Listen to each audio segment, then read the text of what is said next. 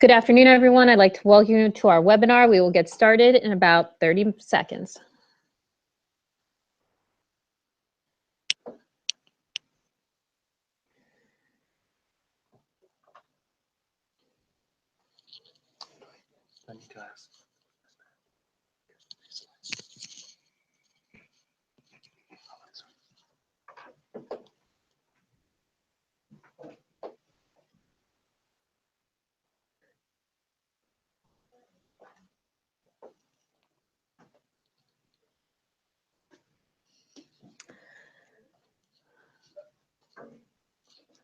All right, good afternoon, everyone. Welcome to today's webinar presented by New Frontier Data. Today, we will be taking a look at the key findings from our upcoming report, the Cannabis Industry Annual Report 2017 Legal Marijuana Outlook. My name is Gretchen Gailey, VP of Communications and Government Affairs here at New Frontier Data, and I will be your moderator. Just a few quick housekeeping items. First, today's event is being recorded.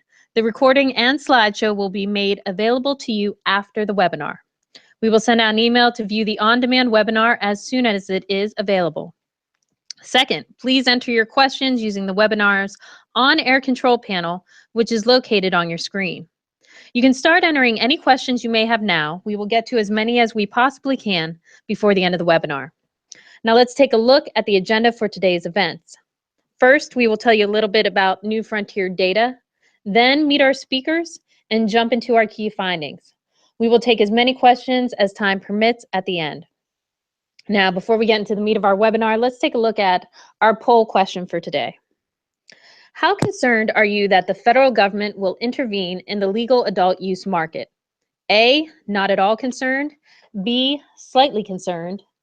C, somewhat concerned. D, very concerned. Or E, extremely concerned. If you'd like, you can start answering now.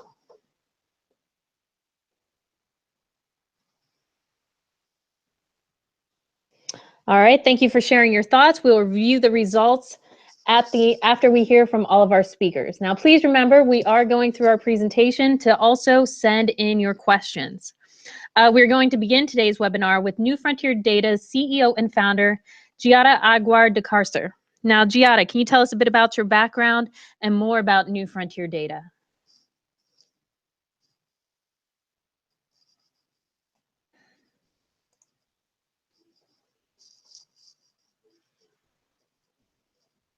I'm sorry, can we stand by for one more second? Giada, are you on mute?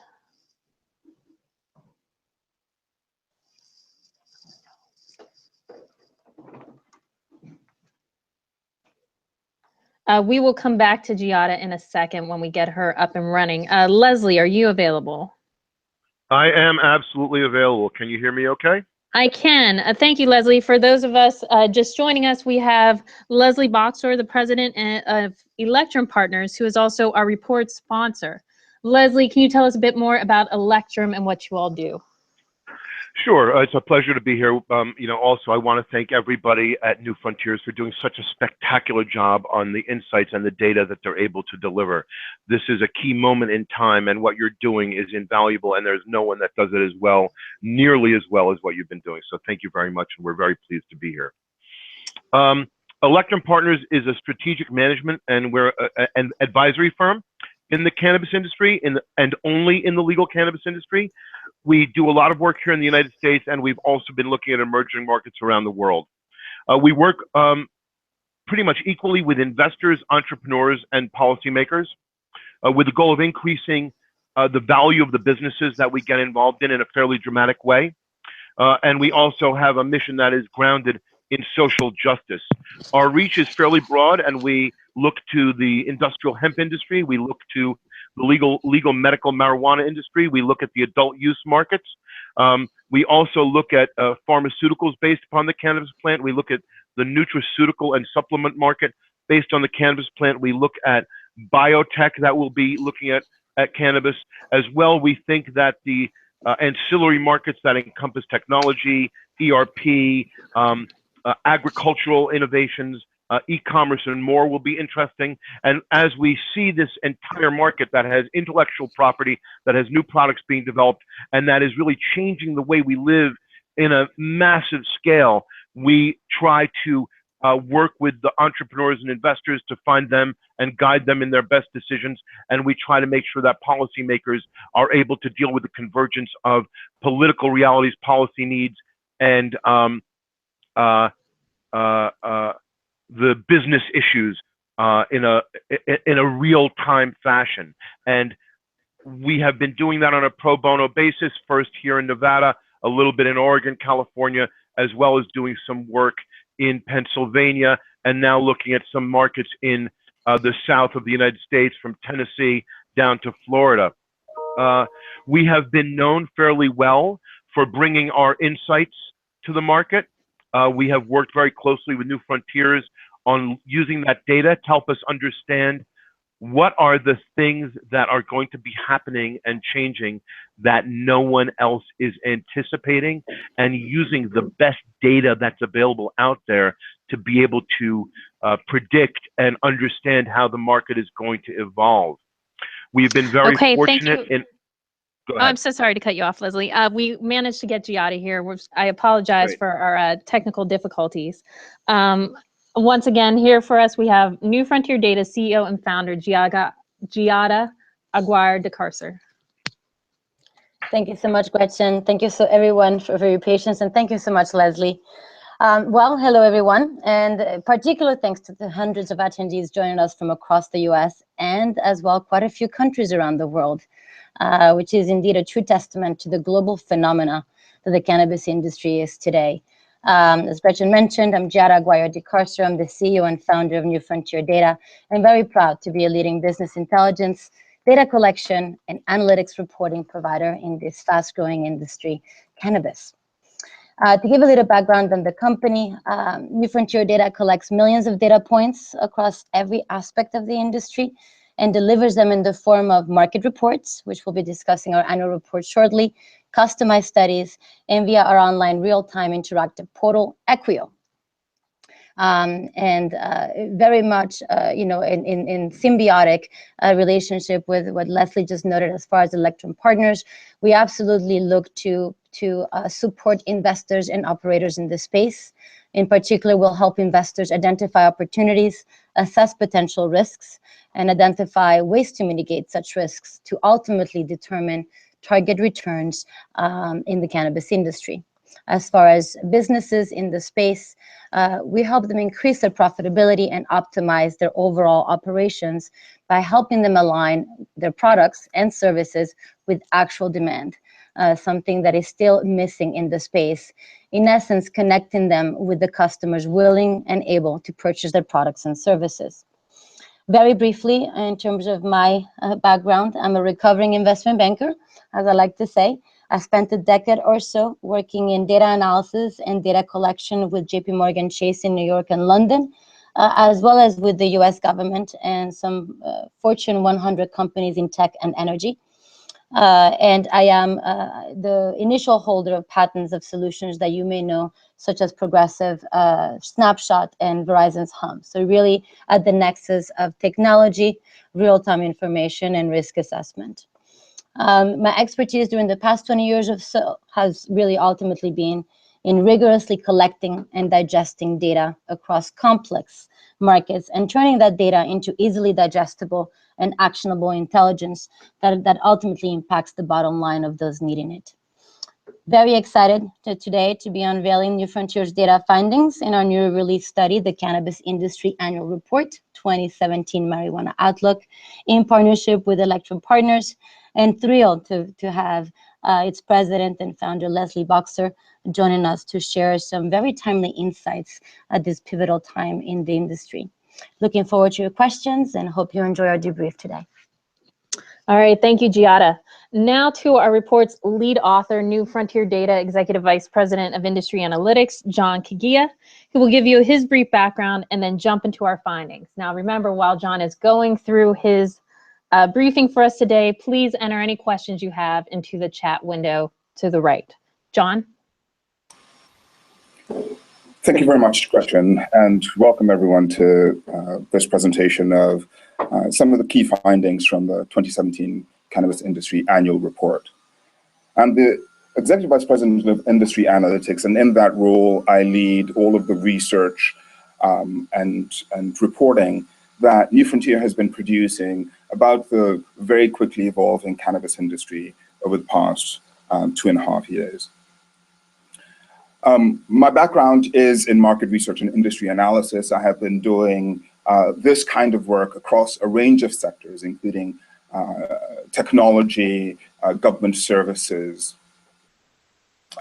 social and digital media, and even in issues as esoteric as global public diplomacy. But I've never, in over a decade of industry analysis, seen a sector that is growing as explosively and that presents the scale of opportunity that we are seeing in legal cannabis.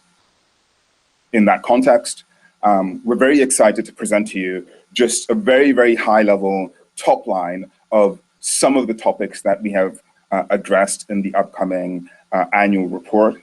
And to be clear, this is not in any means a comprehensive review of all of the issues that we are addressing in the report, but rather it is just a teaser to let you know the extent to which and the scope of which we have been looking at this industry, and give you an opportunity to hear some of the perspectives that we've developed around the industry's most salient and timely issues. So to begin with, one of the most important questions that we get asked is, how large is the cannabis industry? And we've spent an extraordinary amount of time working to develop a growth and forecast model for this industry.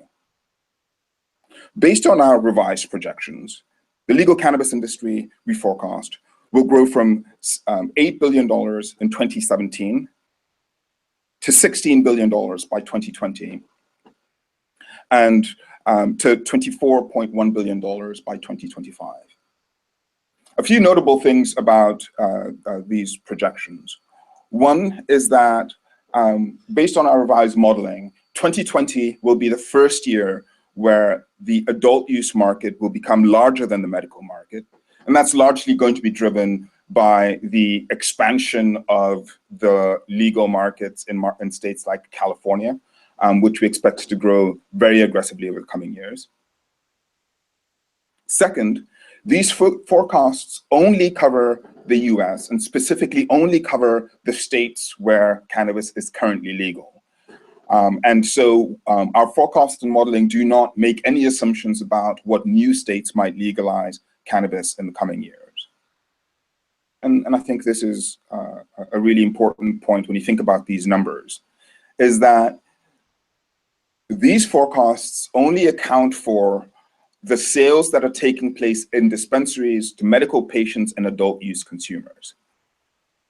And that's really important because given the dollar values that we're talking about, when you factor in all of the other dimensions of economic activity that are stimulated by the cannabis industry, whether it's in the agricultural sector through the sale of soils, lights, and greenhouses to grow the plants, or whether it's in the professional services arena from accounting and legal services to security services that protect the industry, one quickly sees that the total revenues being generated across the entirety of the industry will end up being significantly larger than this.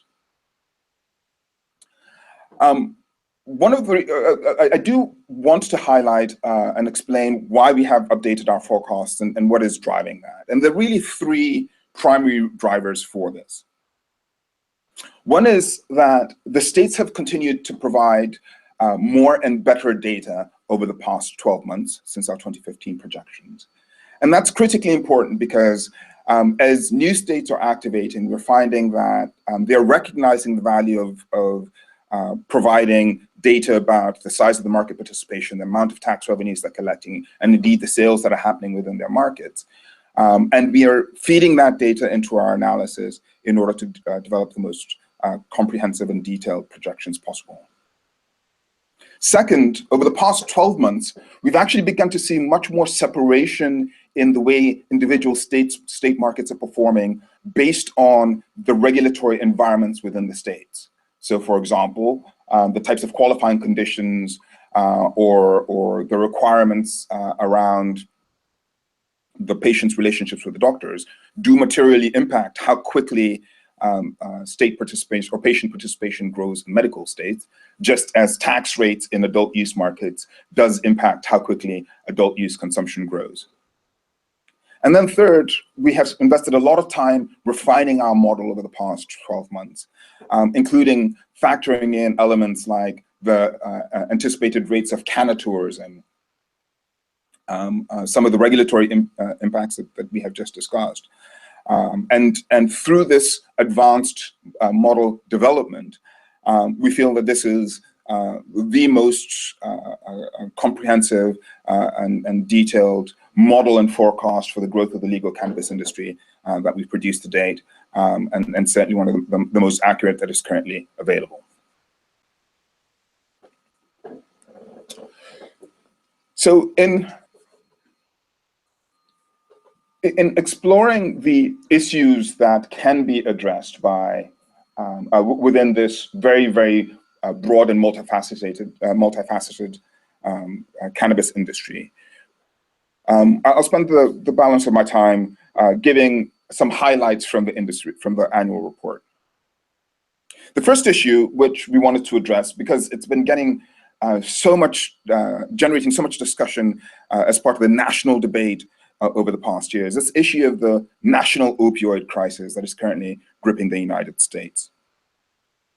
In 2017, the National Academies of Sciences released a report in which they had explored virtually every major peer-reviewed study conducted on cannabis, trying to identify and determine which conditions there was sound science establishing that cannabis was an effective treatment in use to manage those conditions.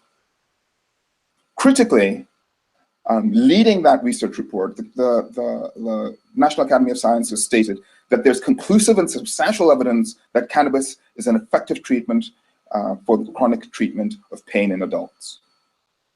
Now that's critically important because currently 100 million Americans suffer from chronic pain, and over 2 million Americans are addicted to the opioids and prescription painkillers that is being used to treat that chronic pain. At the national level, just looking within the Medicare program alone, the US government spent nearly $2 billion just on 3 painkillers, OxyContin, hydrocodone, and fentanyl. Those are astonishing numbers, both in the level of people who are suffering from this disease and the people who are suffering from the addiction to the medications used to treat it. Now, this is really important because in the states that allow chronic pain as a qualifying condition, the vast majority of the patients participating in those state programs are sufferers of chronic pain. In Arizona, it's 80%. In Colorado, it's 67% of patients. In Oregon, it's 59%. And this indicates that patients are turning to medical cannabis as a way to mitigate their chronic pain and as a way to reduce their opioid consumption. Drilling into this a little bit further, in a study released by Johns Hopkins University, researchers found that in states where medical cannabis was legal, physicians were prescribing fewer prescription doses to patients who had conditions that are often related to medical cannabis. And why is that important? Well, as I just said, the Medicare program spent $2 billion on 3 painkillers. If we saw an 11% reduction there, that would result in an 11%, in a $220 million savings to the program in reduced drug prescriptions. Additionally, the researchers found that there was a 25% reduction in overdose deaths from opioids. That would translate to 8,300 lives saved if medical cannabis were to be made legal nationally. And at a time when this opioid addiction only seems to be expanding, these are numbers that public policy experts are looking at very closely because they not only do have an economic impact, but it does materially impact people's lives and welfare.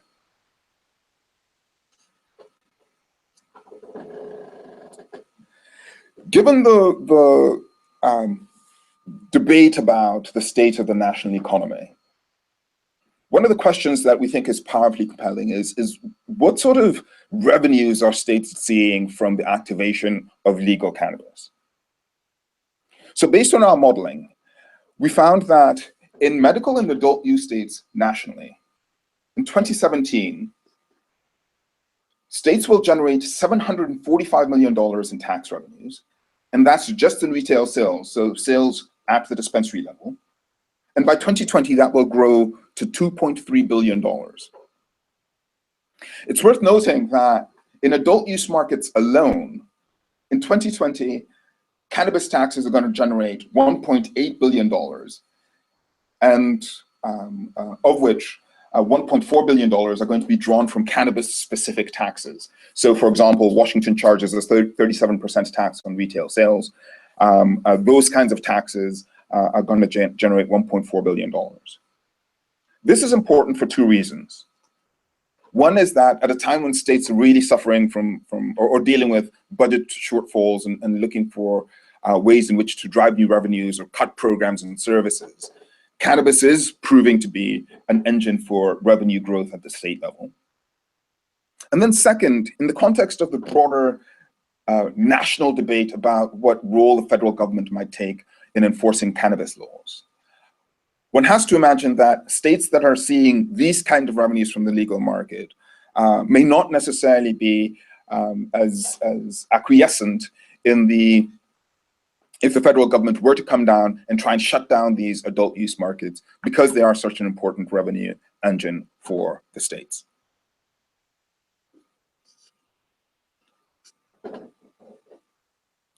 Cannabis, we are finding, is also a very important engine for job creation in the United States. Based on New Frontiers modeling, we have found that by 2020, the legal cannabis markets, and again, here we're focused just on the states that are currently legal, we estimate that the industry could generate over 280,000 jobs, of which nearly 200,000 of those jobs will be businesses that directly touch the plant. Important to note that the cannabis industry is generating jobs across a very broad spectrum of sectors. It's not just at the dispensary level. You've got jobs being created in the agricultural sector, jobs related to the administrative services, jobs in manufacturing and in management. This is a creator of jobs across a variety of sectors. And therefore, the multiplication effect, the amplification effect that it has across a state's economy can be quite pronounced. Again, when we think about how the states might respond to potential federal enforcement, one has to look at these job numbers and think that indeed state regulators and indeed the businesses who have generated these jobs will strongly fight to protect the industry that has been created.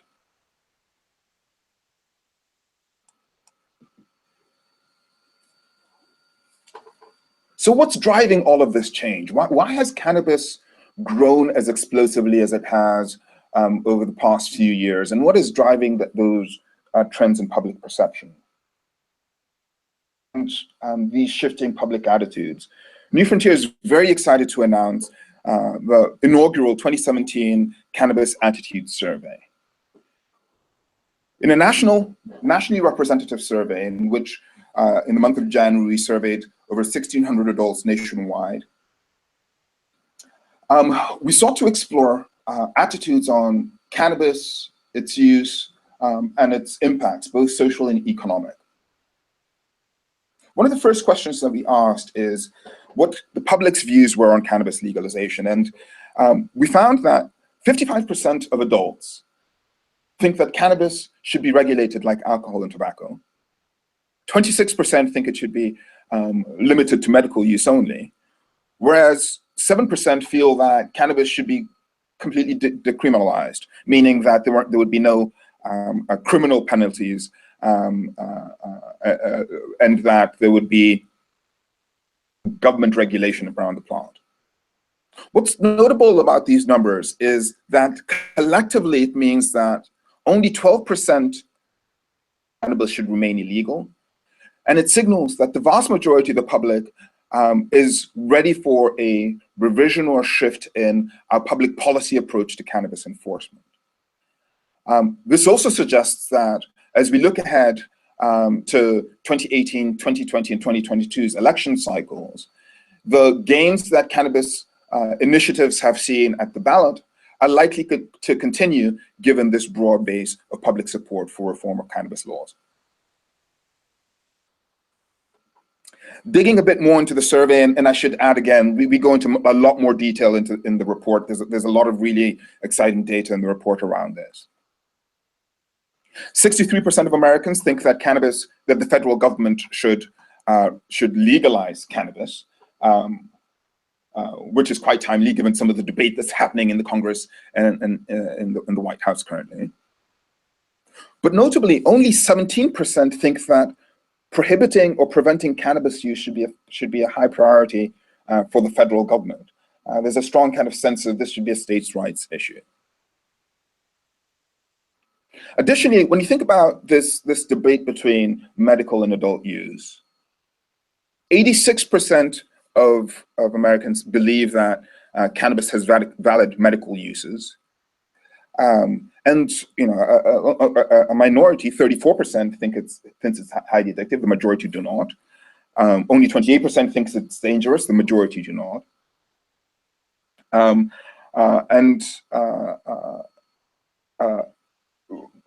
Two points that I thought were particularly timely, given that for the past 70 years or so, we've taken such a prohibition heavy approach.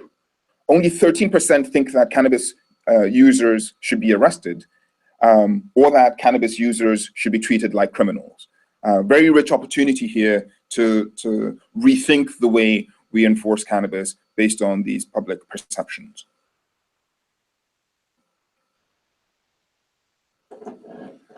And these attitudes are reflected in last November's election results. 2016 was, at the risk of sounding hyperbolic, a landmark year for cannabis legalization in the United States. 9 states voted on cannabis legalization initiatives, of which 8 of them passed, 4 medical and 4 adult use. And as you can see from the chart, the average adult use measure passed by about 53% of the vote, while the average medical vote initiative passed with about 62%. 2 other states, Ohio and Pennsylvania, also passed cannabis legalization initiatives, but those 2 passed through the legislatures, bringing the total for 2016 to 10 states. These numbers are significant when you put them in the context of the national map. Just in 2016 alone, 31% of Americans were living in a state which expanded cannabis laws, either by going from being a CBD-only state to a medical state, or going from a medical state to being in an adult use state. And so as it currently stands, 21% of Americans now live in adult use market, 63% now live in a medical state, and 32% live in a CBD state. 95% of Americans now live in a state which has some form of legal cannabis access on the books. These are extraordinary numbers, particularly when you contextualize them to the number of people that are implicated here. 306 million Americans living in a state that has a cannabis law on the books, 68 million of whom are living in adult use states. Now, we've heard from the administration that there's interest and appetite in more aggressive cannabis prohibition enforcement, but when you think about the number of people who would be affected by any federal actions, one certainly has to consider that this will spark a broader national debate about the way in which federal policy should be enforced, specifically related to cannabis, and ways in which states are going to move forward in their development and regulation of cannabis laws at the individual level.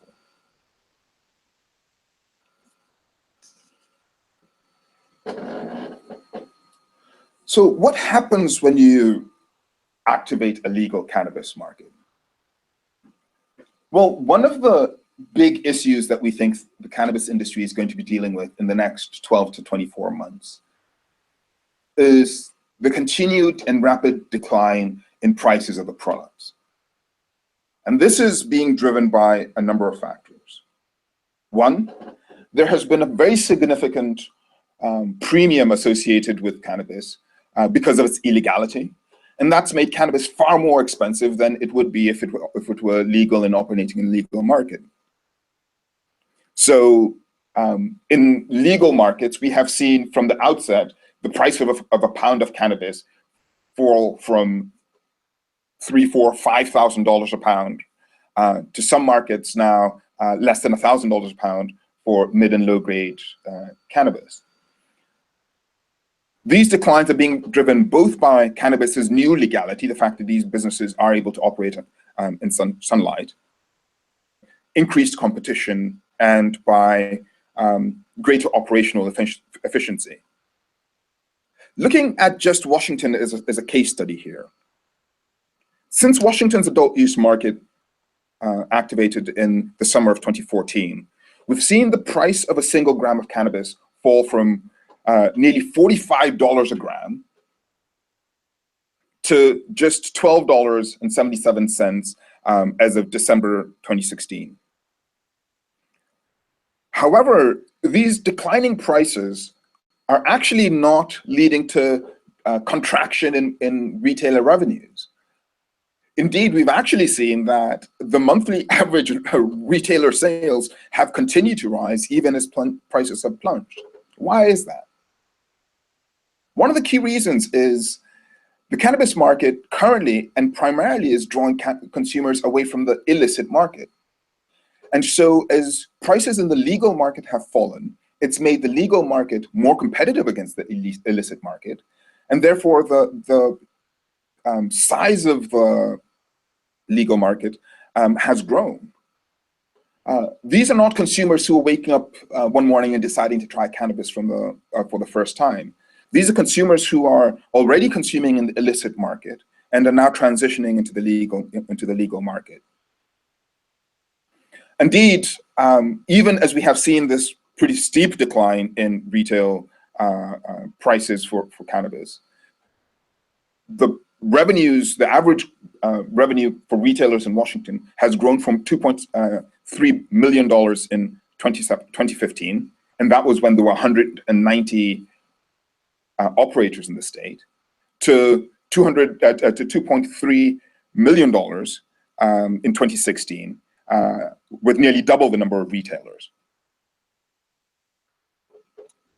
The implication is this. Operators who are looking at this space and are establishing retail revenues are going to find that they need to plan for where the market is going, not where the market is currently. Prices will continue to fall.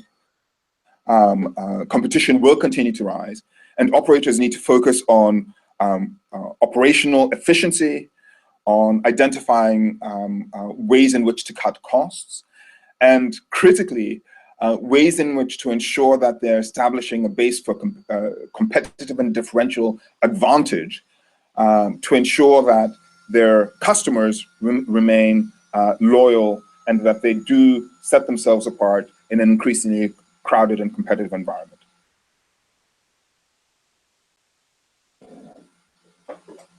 So how is the product mix evolving?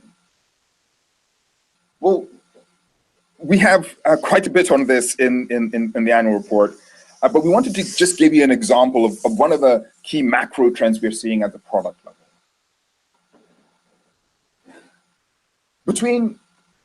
In 2016 alone, we have seen a dramatic decline in the share of flower's proportion of the market.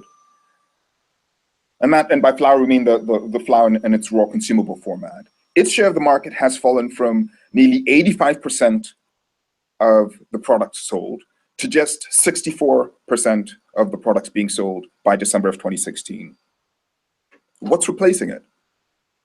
We've actually seen the biggest gains in demand for concentrates, which have grown from about 10% of the market in January of 16, doubling to nearly 21% by December of 16. To see strong growth in demand for pre-rolls. People are finding that pre-rolls are actually a very convenient way in which to consume cannabis. And interestingly, there's also been a shift in the way pre-rolls are being positioned in the market, in that pre-rolls generally used to be products produced by leftover cannabis, low grade, with little kind of thought into what was going into the products. But increasingly, operators are finding that as the market has found these products increasingly valuable, you're finding higher quality cannabis going to the pre-rolls, you're finding a lot more branding and design aesthetic going to the pre-roll packaging and aesthetic. And as a result, they're becoming a strong standalone category. Edibles have grown incrementally, only from about 4% to about 7%, or to about 7% of the market.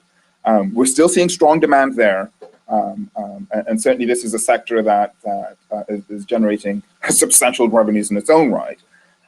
But it certainly remains smaller relative to concentrates and flower. And a final point that we wanted to touch on and just bring up as a point of discussion, because we actually think this is going to end up being one of the most important issues that the industry is going to face in 2016, is this issue of compliance. We partnered with Adherence Compliance, a cannabis compliance regulatory firm, to evaluate the state of compliance performance in the cannabis industry. Based on analysis of over 500 transactions conducted, or 500 compliance evaluations conducted over the past 3 years, we found that only one company in those 500 compliance assessments or evaluations got a full score, got 100%, or a score of 100, meaning that they met every contractual or regulatory obligation under the law. We also found that newer states, in this case Illinois, were performing much better than states with well-established markets. Why is that? A state like Illinois, relatively new market, operators are able to build their operations around their regulatory requirements. And so because of that, it's much easier to design a fully compliant business because you're building the business from the ground up. To markets like California or Washington, where you've had a long history of cannabis businesses that are operational, and suddenly the state is now imposing very strict and complex regulatory requirements. These businesses have to, in some cases, completely overhaul their business practices and retrain all of their employees on how to do their businesses so that they can become compliant, including using these seed-to-sale tracking systems. And that can be quite a challenging process. And that's one of the reasons why we see compliance scores in these older markets being lower. The reason why this is important is that at a time when the federal government has indicated that it is open to more aggressively enforcing federal laws, particularly in adult use markets, one of the easiest levers on which they can pull to do that is to say that the cannabis industry is not operating in a compliant way. If it does that, based on these data, it could present the case that because these businesses are not complying with the letter of the law, the federal government should intervene to prevent unscrupulous actions from happening in this space. This makes compliance a vitally important issue, not just because there are costs with being non-compliant. The state fines are going up, the number of licenses that are being suspended or revoked are increasing, but also because, as an industry writ large, one of the ways in which to reduce the risk of aggressive federal enforcement is to demonstrate that the cannabis industry is effectively self-regulating. And this will be an issue that the industry, if it is not already doing so, must pay much closer attention to in the year ahead. With that, we'd like to reserve some time for Q&A here. So as I'd said, there's a lot more data and information included in the annual report. We have barely scratched the tip of the surface here, but I hope that has given you some context to the overall spectrum of issues that we're exploring as part of this report. And we very much look forward to your questions and to sharing our insights with you in the year ahead.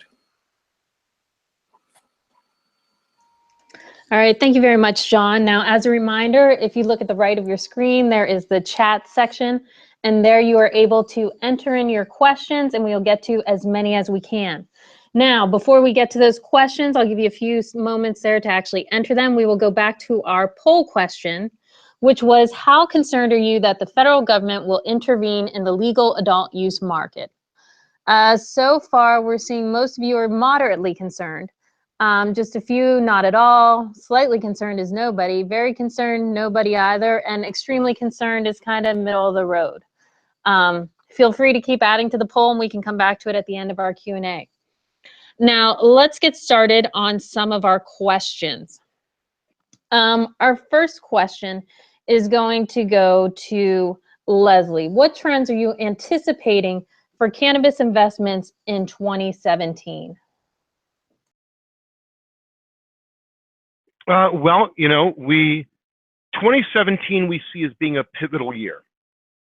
And the trend that we are anticipating mostly is the massive influx of capital coming from non-traditional sources. And we see it primarily being infrastructure investments. And let me explain why. Here in Nevada, we had a medical marijuana law that was adopted in 2013. We've had about $400 million in investment in the infrastructure in Nevada alone. Let me break it out. We had about 100 licenses given out for cultivation. Let's say average build out was $2.5 million per license. It was actually higher than that, but let's just use that number. Dispensaries, 60 of them up and running. Let's say $2.5 million per dispensary. That's $150 million. We're already at $400 million nearly, in just without including processing facilities or laboratories. That was just for a medical marijuana market with no more than, at the time the law passed, 8,000 patients. Now probably closer to 30,000. If you look at the market overall, California establishing regulations for medical marijuana for the first time being implemented in 2018, and the work being done in anticipation of that. Adult use in California, adult use in Nevada, adult use in Maine, adult use in Massachusetts, medical marijuana markets that are being established in Hawaii, Maryland, Ohio, Pennsylvania, Arkansas, Louisiana, Florida, Montana, North Dakota, expansions of other markets and likely legislative action.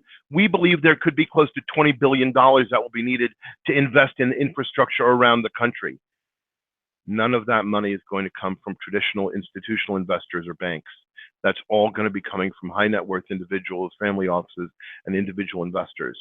That is a massive infrastructure spend around the country. And so we see that there will be a lot of investing being done in the facilities for cultivation, processing, dispensary operations, laboratories, distributors, and more. Additionally, we see the ancillary markets supporting that. Technologies around power consumption, technologies around water and air handling, as well as fintech solutions being developed to deal with issues surrounding the inefficiencies in the banking issues we see in the United States being developed that will allow people to find other ways to deal with the management of the money. So to sum up, enormous infrastructure spend, and then specific areas of ancillary industries that are going to present tremendous opportunities around that enormous infrastructure spend. Thank you, Leslie. Giada, would you like to follow up on that question, or also look at perhaps how the administration is going to look at investment in the coming year? Thank you, Gretchen. Yes, so in a very timely question, and to piggyback off of what Leslie just noted, which is absolutely, I could not agree more in terms of infrastructure investment. being on the rise, and certainly continued interest from angel investors. I would like to add, though, that there is an increased interest by institutional investors. They're being a little less public about their interest, but they're looking. Large venture capital firms, certainly family offices, but just money from Wall Street, traditional Wall Street, is positioning to enter the sector. Now, under the administration, and again, the perception of potential some cloudy weather coming, there is a little bit of hesitancy, but I wouldn't go as far as to say that it's going to be a showstopper. I think that most of the investors and financial institutions that we are in discussions with have noted that they want to understand how to mitigate potential shifts in regulation. But at the end of the day, the fact that this industry is one of the fastest growing industry in the United States, and that there are industries like this one now also blooming around the world, makes it just too attractive to ignore. Does that answer your question, Perception? I believe so. Let's go to one of our questions here from one of the folks on our webinar. For New Frontier, this will go to John. Have you seen a measurable shift from indoor cultivation facilities to greenhouse and outdoor operations? If so, how significantly? We have, and perhaps this is best exemplified by the trend we are seeing in markets like Colorado. When you think about when legalization first happened in Colorado, when the market first activated in Colorado, everybody rushed to be in downtown Denver, setting up a surge in warehouse prices that grew almost 4 times in the matter of a couple of years, because all of the growers were gobbling up every last piece of available real estate to grow indoors in spaces that were 5, 10, 15, 20,000 square feet. Has grown. One of the things that we have seen happen in Colorado is a dramatic shift from those sort of concentrated indoor cultivation environments to much larger production environments, not outside of the major urban centers, into rural areas, into where land is cheaper, where operators are setting up greenhouses that they can operate at significantly lower cost. And the operational efficiencies gained by these greenhouse operators, whether it is because of scale, setting up a 100,000 square foot facility relative to a 10,000 grown downtown Denver gives you some advantages operationally there, but also in cost savings. When energy is in some cases 20, 30, 40% of the cost of the inputs in the business, moving to either all sunlight or natural light augmented, where you're in a greenhouse but you have natural lights within the environment to supplement the sunlight, can dramatically lower your cost profile, your energy cost profile, thereby giving you greater flexibility in your pricing in an increasingly competitive environment. We expect this to continue as more states legalize. I would watch very closely how the cultivation environment in the legal markets in California evolves, because we should not lose sight of the fact that cannabis is a plant. It does very well in natural sunlight and in the right cultivation conditions. Greenhouses do appear to offer a very elegant balance between environmental control, which allows you to ensure that you've got the right temperature, humidity, and avoiding kind of some of the exposures to pests and other contaminants, while also leveraging the sun as your primary energy source. As the greenhouse technology environment continues to grow, we expect there to be this bifurcation in the market. There's always going to be a demand for indoor cultivation, particularly when you look at environments where either for security concerns or because you're trying to grow very, very specific medical grade type products, you want full control of those environments. But we expect to continue to see robust demand and robust growth in greenhouse and outdoor cultivation in the coming years. Okay. Thank you very much, John. Next, we go to a question that could probably be answered by you and by Leslie. I'll let you guys jockey to see who goes first. Is there an opportunity for large profits in recreational cannabis? Leslie, the chomping at the bit. I mean, that's sort of, yes, the answer is yes. I mean, a couple of things that you need to take into account that really make this unique on as a business cycle and opportunity. As you're navigating, taking a black market product, as John talked about, and bringing it into a regulated market, the corresponding expenses and costs and risks diminish dramatically. You don't have to worry about having your assets seized and forfeited. You don't have to worry about getting arrested and spending time in an orange jumpsuit. You don't have to, to the extent that you did as an illegal operator.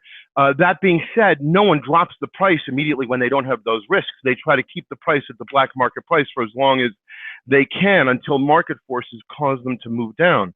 As well, because of the friction between federal illegality and state legality, which we don't see being solved anytime soon in a substantial way. At least we at Electrum don't see any solution right away. That leads to another issue, which is the ring fence around each state prevents interstate commerce from having the normal market forces come to bear that would cause prices to go down. What do I mean?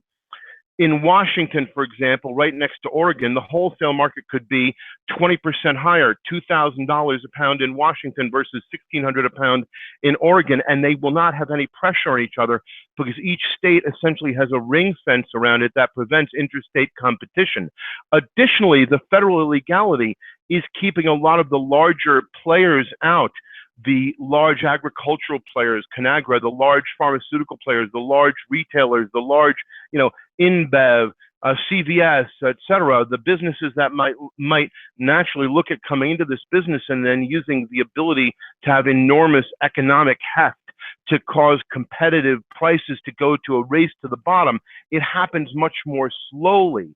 And so we see those margins staying high for a much more extended period of time until such time as we see the federal prohibition drop and we see cannabis being regulated like alcohol and tobacco on a national basis. We don't anticipate that for years to come, and so we see those large margins being there for the foreseeable future. John? I completely agree with everything that Leslie says, and that tends to be true about everything Leslie says. But certainly echo what he's just said on the opportunity presented here. One aspect of this, particularly the adult use side of the industry, that I'm fascinated by and really excited to see how it plays out in the coming years, is the emerging and evolving environment for social use of cannabis in the public sphere. Seeing Denver last November pass a social use law that would allow businesses, if they're approved by their local neighborhood groups, to allow on-site cannabis consumption. This would represent really the first time that European-style cannabis consumption would be legal in the United States. And it's an environment which could represent a very, very substantial opportunity, particularly because California, Nevada, and Massachusetts all have variants of those social use regulations on their books. Indeed, we see that in California as we speak, Power Plant Fitness, a gym that will be a cannabis-friendly gym, is in the process of setting up shop right now. And it will have both on-site approved kind of vaporizer use, but will also have a deck where cannabis smoking will be permitted. This is brave new territory here that we've never seen in the United States before. And when you start thinking about the potential implications of weaving in cannabis into social recreational activities, cannabis, bowling alleys, pool halls, movie theaters, symphony performances as they had in Denver last summer, we begin to see potential business opportunities that really are going to be new and built from the ground up, and which, if effectively deployed and if they're well regulated, could present some very, very substantial business opportunities for the entrepreneurs who focus in those areas. Okay, John, our next question goes to you. Can you please explain why you project the medical market's aggregate revenue will eclipse the adult use market beginning in 2022?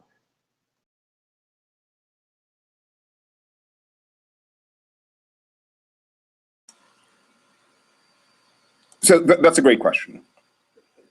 And there's some interesting dynamics here happening between the medical markets and the adult use markets.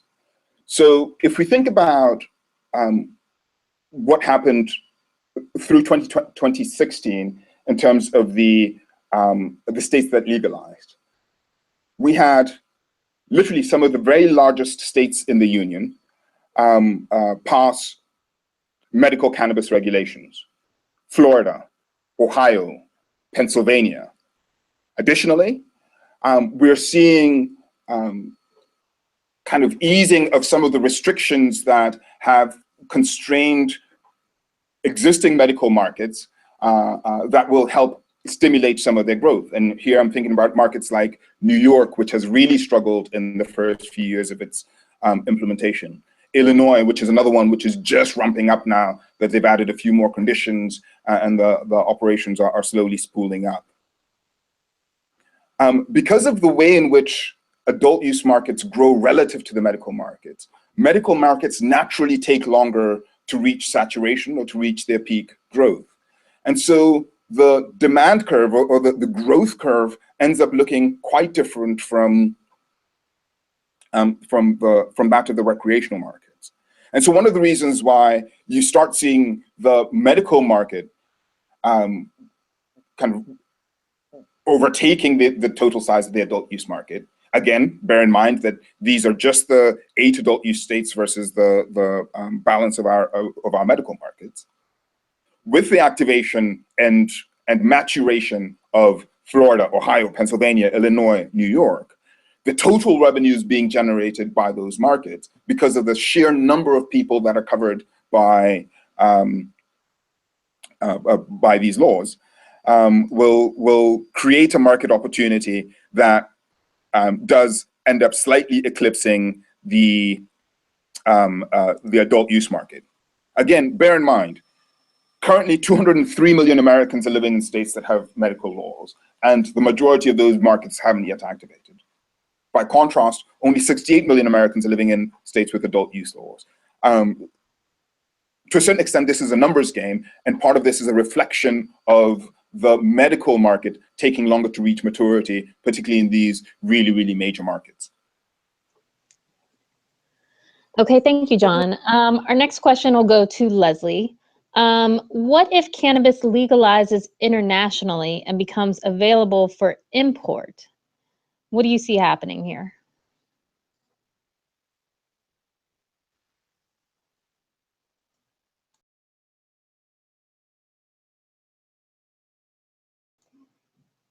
Leslie, do we still have you with us?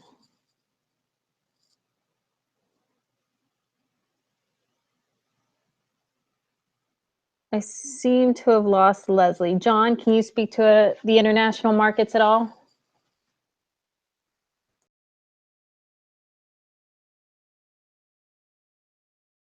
There's some really exciting developments in the international markets, and perhaps I'd first begin by making the broad statement that we're seeing an acceleration, in fact, an expansion of the global debate that is being fueled by what the world is seeing happening in the United States currently. So major international markets to be watching. Canada has indicated that it will issue the regulations for its adult use market as early as April of 2017. Now, the government has recently said that it may take a number of years. It could be as long as 2018 or 2019 or 2020 before that market is operationalized.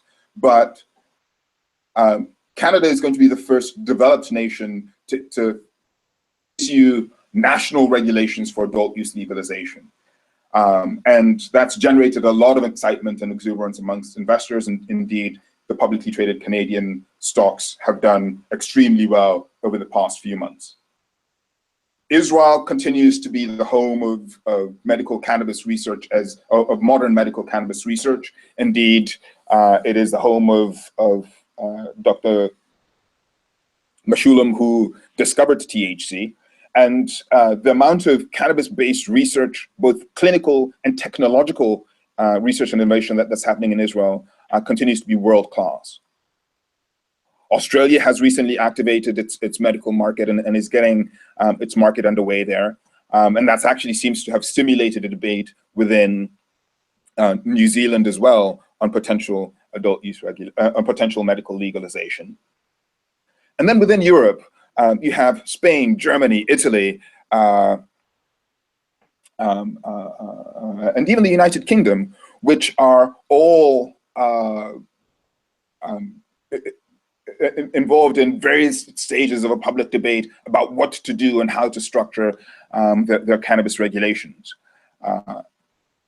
All of this portends, suggests that in the next 2 to 3, potentially 4 years, we will see continued and indeed very dramatically amplified debate in the international context on how different governments are approaching the cannabis regulations and what the most effective policies are based on science and sound public policy with cannabis regulation. Okay, thank you very much, John. Leslie, do we have you back now? Yes, can you hear me now? We can. What are your thoughts on potential international markets? The international markets are very interesting, and we see changes happening throughout Latin America and anticipate some of these markets opening up. There was a lot of talk that as goes California, so will go Mexico. And although we do see some changes in that due to the current political environment, we do anticipate that there will be some activity in those markets. Also, Colombia, I believe, just issued its licenses, and we've already been getting contacted by people that are looking to, that have the licenses and are looking to establish those businesses and look towards the possibility of exporting to other markets that might be able to accept it. So the international markets will lag behind the U.S. market largely and the Canadian market, largely because of issues around the Single Convention Treaty at the UN on narcotic drugs, and how many of these countries are concerned about what effect that may have on their economy and their relationship with the UN and the International Monetary Fund. That being said, we are anticipating countries like Costa Rica, Mexico, Argentina, Chile, Spain, and some of the markets in Europe, as well as Australia, now developing further and seeing tremendous opportunities in them. A little bit slower than the U.S. market, and so it will be a nice sort of follow-on to the maturing of the U.S. market to see the international markets coming online. Okay, thank you, Leslie. We have a question for you. How do unaccredited investors get involved in the industry? Is that possible yet? It is just becoming possible. One, through the publicly traded markets, we're starting to see the first real possibility of companies that are publicly traded that are investable. I'm on the board of a company, just going to say that right up front. We have a position in a company by the name of Groblox Sciences that I like a great deal, and I think is an example of science being focused, being the focus of cannabis businesses. TerraTech, a public company I do not have a position in, I'm a big fan of. They're very well run. Kush Bottles has some tremendous opportunities. KSHB. There is another company out there that has technology and lighting and more, SolisTech, SLTK. And so we're seeing, and of course, Massroots as a social media company.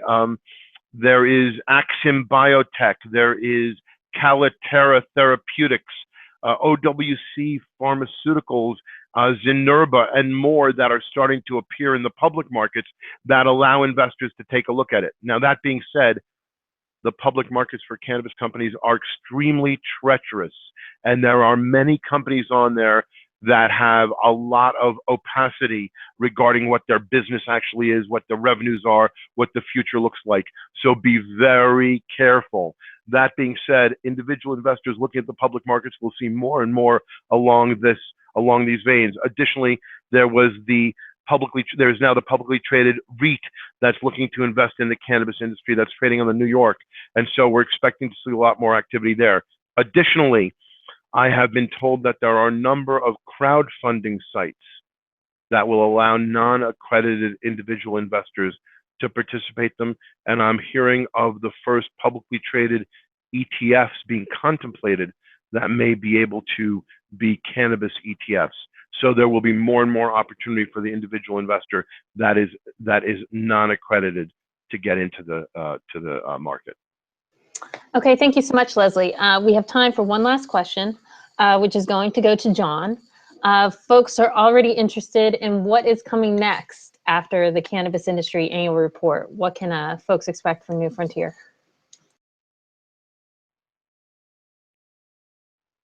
We're really excited about some of the work that we're going to be doing in 2017 related to this industry, and just some of the reports that we have in the pipeline. One is we're going to be looking at the role of women in this industry.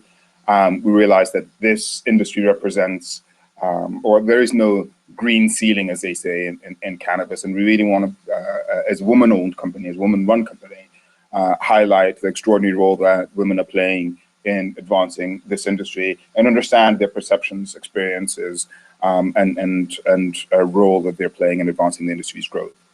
We have an upcoming report that we're partnering with Greenrush, a California-based cannabis delivery platform that's going to really provide a profound level of insight and visibility into delivery services and how that delivery market is working.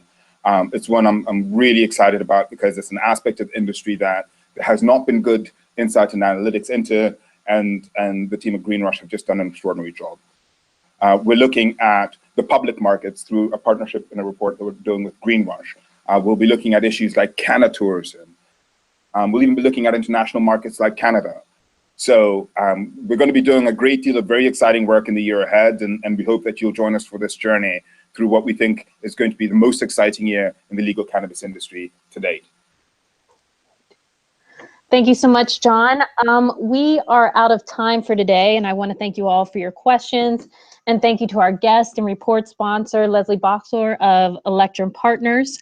Again, if you look at your screen, you will see a special offer that's being provided to today's attendees, where you can receive $200 off the Cannabis Industry Annual Report if you go to the link listed here, newfrontierdata.com/webinar2017. Now, as I mentioned before, a recording of this webinar will be sent out later this week to all attendees. And for the most in-depth, comprehensive insights into the cannabis industry and to keep up with our research, please visit us at newfrontierdata.com or follow us on Facebook, Twitter, and LinkedIn. Thank you so much. Have a great day.